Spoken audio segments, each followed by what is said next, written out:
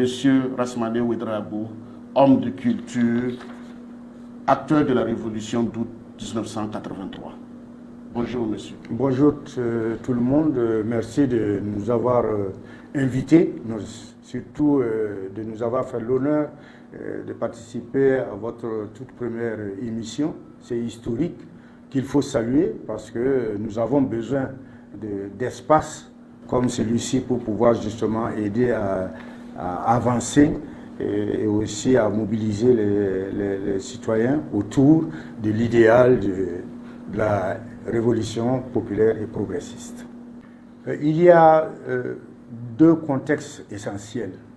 Le premier contexte se trouve au niveau national, c'est-à-dire que, nous sommes, après la révolution d'août 83, vous savez que notre pays a plongé dans une nuit cauchemardesque marquée par le règne de Blaise Compaoré, du CDPP, oui c'est ça, ouais, donc tout ce système nous a maintenus dans l'arrière-cour du progrès, marqué par les corruptions, marqué par les détournements. Vous avez suivi les derniers procès de toute manière qui étaient une sorte de continuité de la vie à l'époque. Nous avons connu aussi des tentatives de coup d'État ici, fomentées essentiellement par des éléments du RSP.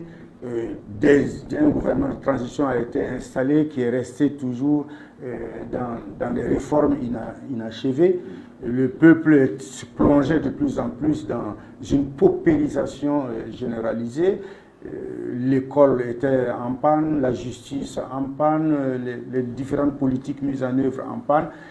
C'était devenu un peu le règne de la famille au détriment de la population, si bien que c'est avec vraiment un ouf de soulagement que la population a vu arriver le MPSR 1. Malheureusement, tout de suite après, on va être déçus parce qu'au lieu de parler de révolution, on nous a plutôt parlé de réformes. Les réformes, on en a connu beaucoup, mais les réformes sont ce qu'elles sont, ça reste à la surface et ça n'atteint pas les fondements même qui font que la société puisse avancer.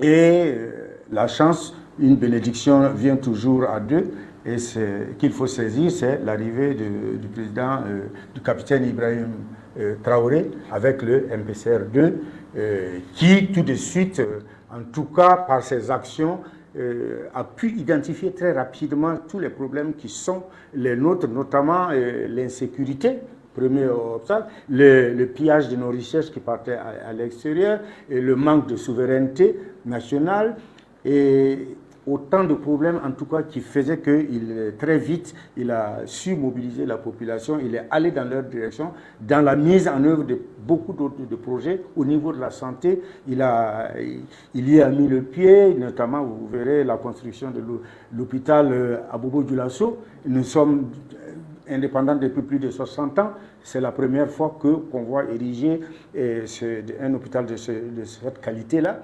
Il y a les routes qui sont en train de se conduire, le matériel vient en renfort pour permettre l'ouverture des voies de communication.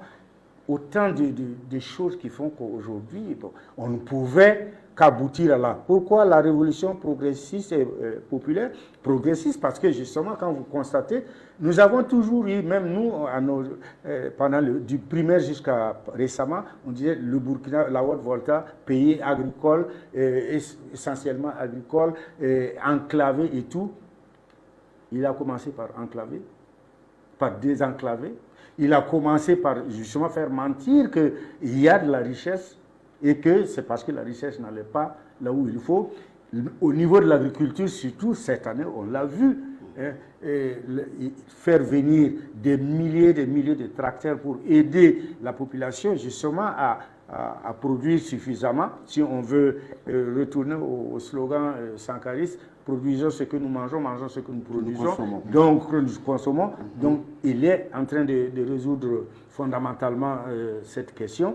Populaire parce que justement, tout doit quitter du peuple et revenir au peuple. Ce n'est pas rester à Ouagadougou pour élaborer des politiques sans impliquer la population. Donc il a compris, il a fait ce lien entre le développement du pays et ceux pour qui il faut justement initier le développement. Donc c'est la caractéristique de populaire.